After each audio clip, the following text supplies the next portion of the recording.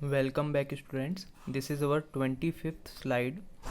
इसमें हम steady flow energy equation क्या होती है और टोटल एनर्जी क्या कॉन्सेप्ट है हम ये देखते हैं। तो सबसे पहले total energy of a closed system.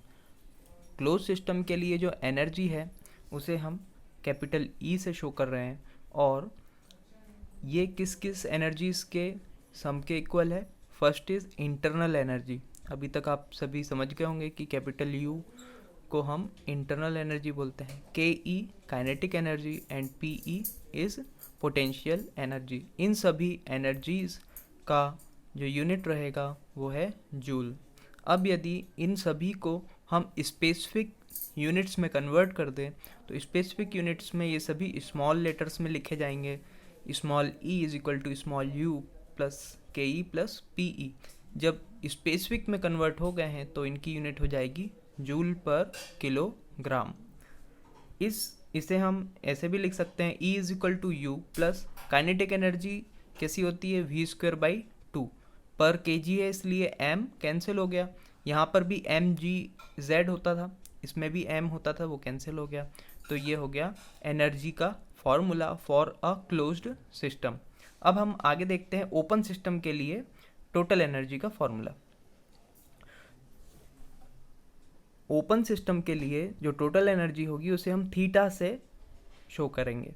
यहाँ पर याद कैसे रखें, तो ओपन सिस्टम का ओ और थीटा लगभग एक जैसे हैं, तो इसे थीटा से शो करेंगे, ये आपको ध्यान रखना है। अब इसमें क्या अंतर है, क्लोज सिस्टम और ओपन सिस्टम की टोटल एनर्जी में क्या अंतर है। तो जब ओपन सिस्टम की एनर्जी में हम फ्लो एनर्जी को जोड़ देते हैं तो वो एक ओपन सिस्टम की टोटल एनर्जी बन जाती है।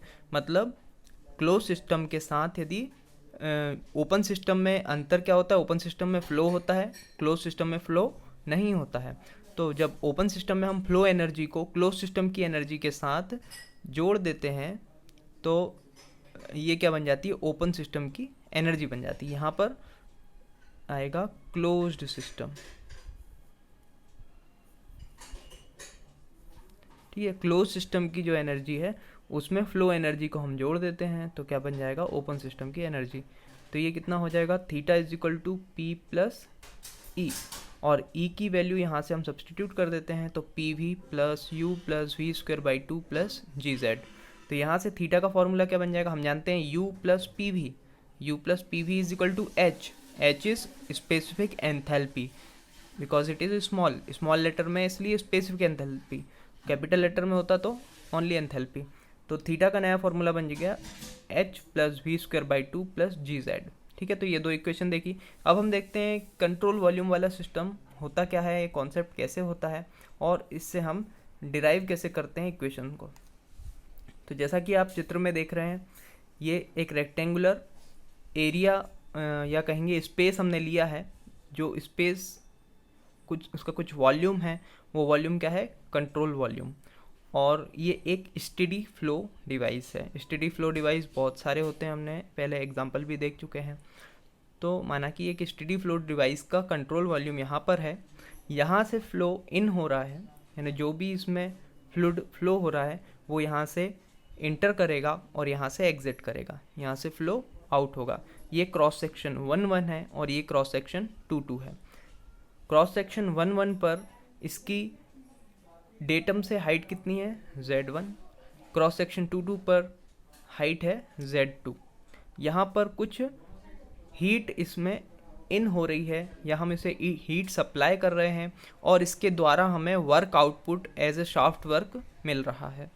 अब इसके लिए हम इस स्टेडी फ्लो प्रोसेस के लिए हम एक इक्वेशन यदि लिखते हैं तो थीटा इसके ऊपर डॉट लगा हुआ है, यानी थीटा क्या है, फ्लो एनर्जी। तो rate of flow energy crossing boundary as heat and work. ठीक है, जो भी बाउंड्री को क्रॉस कर रही है in form of work and heat. देखिए ये यहाँ से बाउंड्री को क्रॉस कर रही है, क्या है, वर्क। यहाँ से बाउंड्री को क्रॉस कर रही है, हीट। तो ये किसके बराबर होगी, is equal to total energy rate leaving at cross section 2। यहाँ पर निकलने वाली जो एनर्जी है जो क्रॉस सेक्शन 2 पर निकल रही है minus total energy rate entering at section 1।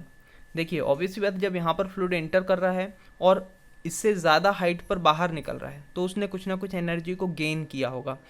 तो ये जो गेन इन एनर्जी है वो आया कहाँ से? ऑटोमेटिक तो आएगा नहीं। इसके लिए हमने क्या किया, इस गेन के लिए इसको हीट सप्लाई की और इससे हमें कुछ वर्क भी प्राप्त हुआ। तो इस प्रकार से इसमें एनर्जी भी बढ़ गई, कुछ वर्क भी मिला और इसका एक तरीके से कुछ शायद इंटरनल एनर्जी बढ़ गई, हम ऐसा मान सकते हैं। तो Q dot minus W dot is equal to summation m2 dot theta 2 minus summation m1 dot theta 1।